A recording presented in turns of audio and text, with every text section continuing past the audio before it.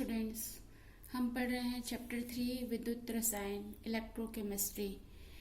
तो वीडियो को समझने के लिए मेरे साथ अंत तक के बने रहिए। पूरा वीडियो देखेंगे, आपको आज का टॉपिक जो है समझ में आएगा। आज का टॉपिक बहुत ही इंटरेस्टिंग है। तो चलिए स्टार्ट करते हैं। आज का टॉपिक है हमारा विद्युत अपघटनी विलयनों की विद्युत चालकता, electrical conductance of electrolytic solutions. जैसे टॉपिक से हमको पता चल रहा है विद्युत अपघटनी विलयनों की विद्युत चालकता। हमको पता है विद्युत चालकता क्या होती है, जिसमें विद्युत धारा, ऐसे पदार्थ जिसमें विद्युत धारा प्रवाहित होती है। तो जो विद्युत अपघटनी विलयन, इसके हमने प्रकार पढ़े कि प्रबल विद्युत अपघट्य, दुर्बल विद्युत अपघट्य।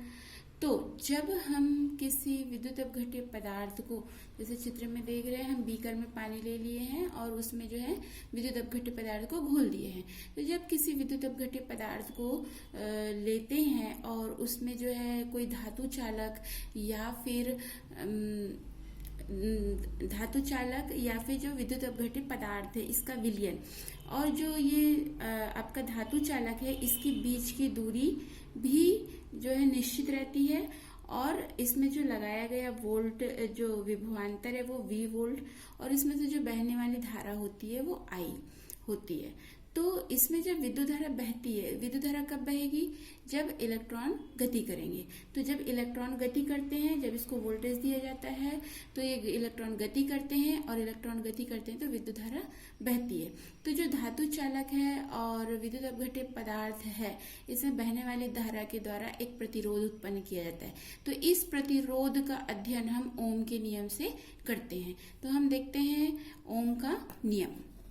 तो जो ओम्स लॉ है, ये हमको ये चित्र से ही समझना है कि यदि कोई धातु चालक है, इसके सिरे पर या फिर कोई विद्युत अपघट्य पदार्थ है, इसमें डूबा हुआ कोई दो इलेक्ट्रोड है, इसके मध्य में विभवांतर V वोल्ट लगा दिया जाता है और इससे बहने वाली विद्युत धारा I एम्पियर होती है। तो हम इसको लिख सकते हैं V समानुपाती I। समानुपाती का साइन को हटाने के लिए हम एक स्थिरांक लेते हैं R, तो हो जाएगा V equal to R I. और हम प्रतिरोध की बात कर रहे हैं, तो प्रतिरोध इक्वल टू क्या हो जाएगा? V upon I। तो RA के यहाँ पर क्या है? स्थिरांक है, ये धातु चालक या फिर विलयन का प्रतिरोध है। जो प्रतिरोध की इकाई होती है वो ओम होती है। इसको इस तरीके के साइन से प्रदर्शित करते हैं, और ऐसे इकाई इसकी किलोग्राम मीटर स्क्वायर पर सीमेंस क्यूब एरिया स्क्वायर होता है। तो ये जो समीकरण 2 है, इसको हम इसको कैसे परिभाषित कर सकते हैं कि जो धातु चालक या विलयन में बहने वाली विद्युत धारा की प्रबलता चालक के सिरों या विलयन में डूबे हुए दोनों इलेक्ट्रोडों के मध्य लगाए हुए विभवांतर के समानुपाती होती है। यहाँ पर हम देख रहे हैं ये बहने वाली विद्युत धारा है और ये जो है उसमें लगाया गया विभवांतर V है। ये विभवांतर जो है इसके बहने वाली विद्युत धारा के समानुपाती होता है। तो इसी को क्या कहते हैं? ओम का नियम कहते हैं। तो आपका जो यहाँ पर इसको वर्ड्स में दिया है और यहाँ पर इसको परिभाषित करके दिया हुआ है। तो ये हमारा ओम का नियम। अब नेक्स्ट है हमारा टॉपिक प्रतिरोध तथा विशिष्ट प्रतिरोध, रेजिस्टेंस एंड स्पेसिफिक रेजिस्टेंस। तो अभी हमने प्रतिरोध की बात की है ओम के नियम में। तो प्रतिरोध किसको कहते हैं? प्रतिरोध होता है कि जैसे आपने यहाँ पर जो विद्युत अपघट्य पदार्थ में 2 इलेक्ट्रोड लगाए हैं, तो ये जो इलेक्ट्रोड है, इसमें जो बहने वाली विद्युत जो धारा बह रही है, इस विद्युत धारा के लिए चालक के द्वारा एक बाधा उत्पन्न किया जाता है। तो यही बाधा जो है प्रतिरोध कहलाती है। तो इसमें क्या होगा? जो इसका मान है ये इस धातु चालक की लंबाई के अनुक्रमानुपाती, और जो अनुप्रस्थ परिच्छेद या अनुप्रस्थ काट, मतलब जैसे हमने ये इलेक्ट्रोड लगाया है तो इलेक्ट्रोड एक बराबर से ये कटा रहेगा, तो अनुप्रस्थ परिच्छेद A के व्युत्क्रमानुपाती है। तो हम इसको कैसे लिख सकते हैं कि R, चूंकि प्रतिरोध बोल रहा है, तो प्रतिरोध के अनुक्रमानुपाती L और व्युत्क्रमानुपाती A। तो इस अनुक्रमानुपाती व्युत्क्रमानुपाती के साइन को हटाने के लिए हम R equal to rho L upon A, मतलब ये इस साइन को हटाने के लिए हमने रो का प्रयोग किया। ये रो क्या है? एक विशिष्ट प्रतिरोध है। और इसको अब जो है इसको प्रतिरोधकता कहते हैं। तो विशिष्ट प्रतिरोध या प्रतिरोधकता कहा जाता है, तो इसमें कंफ्यूज नहीं होना है।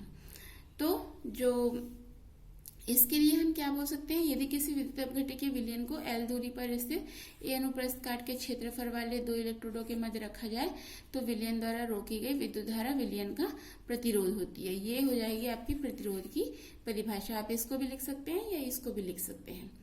तो जो रो है वो समानुपातिक स्थिरांक है, और तो हम इसको ये जो समीकरण है उससे क्या लिख सकते हैं, rho equal to RA upon L। अब यहाँ पर A जो है आपका अनुप्रस्थ काट का क्षेत्रफल है, तो इसको 1 वर्ग सेंटीमीटर, और जो L है वो दोनों आपके इलेक्ट्रोडों के बीच की दूरी है, तो इसको 1 सेंटीमीटर यदि लेते हैं तो इस समीकरण से रो इक्वल टू R हो जाएगा। तो हम इसको किस प्रकार से परिभाषित करते हैं कि 1 सेंटीमीटर लंबे तथा 1 वर्ग सेंटीमीटर अनुप्रस्थ परिच्छेद वाले चालक द्वारा प्रस्तुत किए गए प्रतिरोध को विशिष्ट प्रतिरोध कहते हैं। या फिर हम इसको और कैसे बोल सकते हैं कि किसी पदार्थ के 1 घन सेंटीमीटर का प्रतिरोध उस पदार्थ या चालक का विशिष्ट प्रतिरोध कहलाता है। तो इस प्रकार से हमने देखा प्रतिरोध और विशिष्ट प्रतिरोध। नेक्स्ट टॉपिक है हमारा विशिष्ट चालकता। विशिष्ट चालकता क्या होती है, ये प्रतिरोधकता व्युत्क्रम होता है। प्रतिरोधकता का व्युत्क्रम मतलब कि जो विशिष्ट चालकता को कप्पा से प्रदर्शित करते हैं। तो जो कोई विद्युत अपघट्य पदार्थ है, कोई विद्युत अपघट्य पदार्थ के 1 घन सेंटीमीटर विलयन की जो प्रतिरोधकता या फिर विशिष्ट प्रतिरोध का व्युत्पन्न ही क्या कहलाता है, विशिष्ट चालकता कहलाती है।